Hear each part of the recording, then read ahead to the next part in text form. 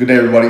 Matt is here for Fit Diesel LLC, and we're here with Bam Bam again. We're going to do a video on disarming a firearm. The martial artists are going to be out there to see this video. Some law enforcement will be out there. There's going to be two gun disarms that he's going to do on me that you're going to say, man, that's squirrely, or even Bam Bam say that's squirrely. But as a counterterrorism agent, and I'll be overseas with my teams doing missions, you had to have an answer. Because if you don't have an answer, you're going to end up on a YouTube video and you're not coming back to your family. So when you have to have an answer for something, there are fundamentals that you can follow. And when it's a very difficult situation, and that gun's in a very bad spot and you're in a very bad spot, you're always taking a chance. So for everyone out there, I'm going to tell you the first thing is, if you want to live and they want your wallet, give them the wallet and just go on your way and live with your family. But if you know that you're in a situation where they're not going to let you live, or you don't feel like they are, then you're going to have to act. So we're going to show you a few of those. We've seen a lot of stuff that may not be that honest. And we're about honesty here and what high percentage fundamentals that these are what counterterrorism agents use. These are what top tier people use in our military. A lot of these techniques you're going to see today, and we're giving them out for free because you need to know them. It may save your life or your family's life. And if you're interested in your law enforcement, military, or some general public individual who really needs this for a reason, and a corporation needs personal protection, then we can teach you these things. You can reach out to us at fitdieselllc@gmail.com, or just go to fitdieselstrength.com, and that's going to have all our information. Just so you know, these techniques have not been just tested with red guns or in a martial arts class. They've been tested with sim rounds and sim masks all my years as an instructor and counterterrorism agent. Somebody puts a gun on you and you can reach and touch the gun, that means you can actually disarm the gun. So if he has a gun on me, wherever it's at, it's down here, as they tell you or they command you to do something, that's when you're going to go. So here, you're going to keep it close to your body, you're going to displace your body as I just did. This is the perfect grip, but you don't always get a perfect grip. I got this grip. A big, strong guy like we had in the last video, you're not going to be able to muscle him out here. He's going to defeat you at that. He's going to be bringing that hand over, he might headbutt you, he might just run you through a wall. Nice and close to your body, use your hips and body, they'll let go of that. From here, from a perspective of counterterrorism, we hit, we tap, we rack to make sure that gun is cycled, ready to go, and that magazine's in, put the gun on. Now for use of force for law enforcement and military, or anybody else out there, you can't fire that gun if they don't have a weapon and you've disarmed it and moved away. If they have another weapon, a knife, and they start running at you, then you can't. So we're here. He puts it in my forehead. Same thing. You always do what they tell you. When they say move their hands up, when they're talking and commanding you, that brain expects you to do something. So as they do that, I'm not telling him to do that today, that's when you're going to do something. So in this case, you may not be able to get this one as well or feel comfortable. Or if it's one side or the other, you have to go to that side. This side, you have to go to this side. If it's in the middle, you can choose. But from here, going is this. And it'd be nice and easy because Bam Bam's finger's in the gun and it will break the fingers to take the finger out. You'll pull through, come out, hit, tap, rack, and you're ready to go again.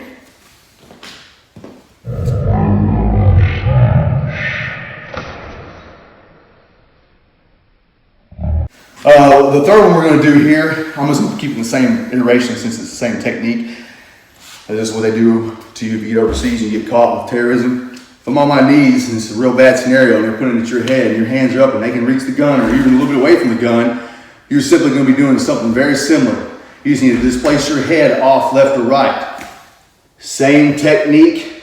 From here, you need to bolt up. You may just have this option to hit them, closest target, just to get them moving back. I still would love to be able to take this, because anything in the face is with a hard barrel is going to make somebody react.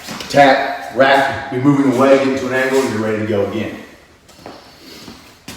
From the back side, it just depends on where it is in the back. If it's in the head, in that region, and it's on this side like he has it, and your hands are up, you have to literally displace the weapon by stepping back. The difference is we're grabbing here, the gun this time, close to us, break it away, hit, tap, rack. In the past, you may have seen, and Bam Bam and I've done them in our early martial arts days, you may have seen something like this. The problem is with this is it's a fight now. And this guy's an awfully big guy to fight, no matter how good your technique is. Because what if he's a martial artist like he is, and you're having to deal with 360 pounds of a guy who knows how to do what he's doing? He can fight out of this a lot. So all those old techniques like that, this is where you want to be. If he puts it in the middle of the back, it's going to be the same thing, but let's just go ahead and move on to where he has an arm around the neck. So we're here, this angle, and you see it still. If this gun is here and forward toward your head, temple forward, then you cannot push back. You can't take the gun this way because it moves too much past your head to travel, and they're gonna shoot. So your hands are up. You wait till they're trying to pull you in a vehicle, or they're trying to pull you to, and when the moment they're relaxed for just a moment, or commanding you, or commanding somebody else, that's when you're literally having to lay your head back, like I just did. You're having to get your 2 hands on the gun and then do the move that I'm going to show. So you're here. If they were commanding or pointing or telling somebody to do it, they're dragging me back, and I still have my balance to a degree. I'm here, and just like a rear naked choke escape standing, which I'm showing this video without having to do a separate video, it's the same thing as if you're doing Brazilian Jiu-Jitsu. Bam Bam's finger right now, his index finger is pointing that way. And that's the way you're going to turn away from a choke to get out of it. You're going to turn into the person. Head pushing in. This is going to come out just like you saw him do with the because it's still here and it's turning away. You're going to hit him, you're going to tap, you're going to rack, you're going to be ready. Same thing if he has it around the neck and it's in my back this time. This one I'm going to do smooth first so you can see it. Same thing, when you have the possibility of reaction time, wherever your hands are, they tell you to put them. This one you have to turn in to get away from the choke, but you have to take your elbow, your tricep, and press that gun by moving your hips away, moving your hips by turning in this way, and pressing the gun into them hard. That way, when Bam tries to pull it away, it has some there. He can get it away if I just stay here all day long, but I'm turning with my head to headbutt, getting a 2-on-1, and turning away again. And once you turn away, you're going to be hitting a tap rack ready. Now the thing is, when you have 2 hands on a gun or a knife, the only weapons you have is this or a knee for the most part. You can have an elbow if you have space, but as I was in that position there, I had no space. We're that close. That elbow is going to be hitting his chest, or it's going to be hitting off of it to hit him, and that's not going to do anything to him. So the negative about a headbutt is if you haven't done them a whole lot, you're not used to it, you can't hurt yourself. Negative about a knee, knees don't hurt people a whole lot. I know you guys think so, maybe traditional martial arts think so. If I need Bam Bam in the groin right now, he will do the O, but then he's gonna be a real mad guy, okay? If I need him in the thigh, same thing, okay? You're not gonna break this guy's knee that easy. It's just not gonna happen. It's not the old school stuff you've heard. So today, we wanted to show you some realistic movements to really give you some good techniques, some good understanding what you can really do to help yourself. Again, I had to do it for the job I had, worst case scenario. I had to have a move and I had to do something.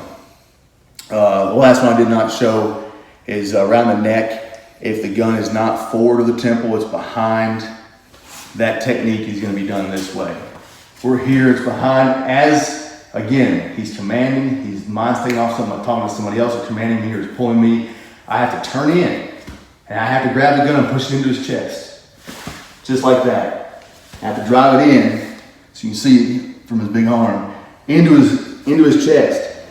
I will be headbutting, 2-on-1, getting it away. It may be an elbow this time, or maybe the gun this time. Whatever's closest target, tap rack, and you're ready. Bammers, you want to add anything to it? Well, that was good.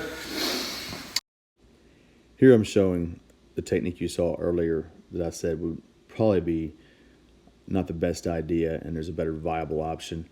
You saw the left hand push there. He can hit with that hand. He can take the firearm out of his hand, place it in his left to fire on me.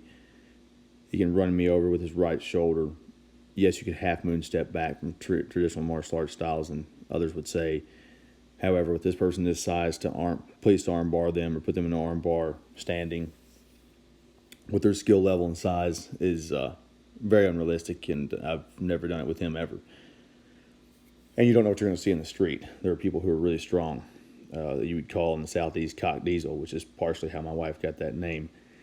If you in law enforcement or military or in general public who may need this, want high percentage gross motor techniques, go to fitdieselstrength.com and reach out to us. Have a great day, and God bless.